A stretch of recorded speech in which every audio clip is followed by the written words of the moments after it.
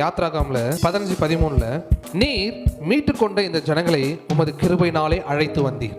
உம்முடைய பரிசுத்த வாசஸ்தலத்திற்கு நேராக அவர்களை உமது பலத்தினால் வழி நடத்தினீர். கிருபையை மட்டும் இல்ல, அவருடைய பலத்தினால் உங்களை இங்க வந்து கொண்டு வந்திருக்காராம். எல்லாருக்குமானது எல்லா சபைகளும் இல்லை.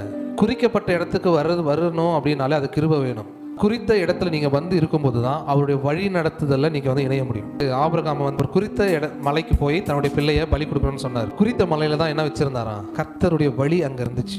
இவர் என்ன பண்ணாரு, கரெக்டா அங்க போய் வெட்டும் போது உன் பிள்ளை மேல உன் கையை போடாது அப்படின்னு சொல்லி அந்த ஆட்டை கொடுத்து எல்லாமே அங்க வந்து செட்ரேட் ஆச்சு. அந்த செட்ரேட் ஆன ஒரு இடத்துல ஆபிரகாம் திடீர்னு ஒரு ஸ்பிரிச்சுவல்ல ஒரு விஷயம் பாக்குறாராம். பார்த்து அவர் பயங்கர ரிஜாய்ஸ் கொள்ள போயிட்டாராம்.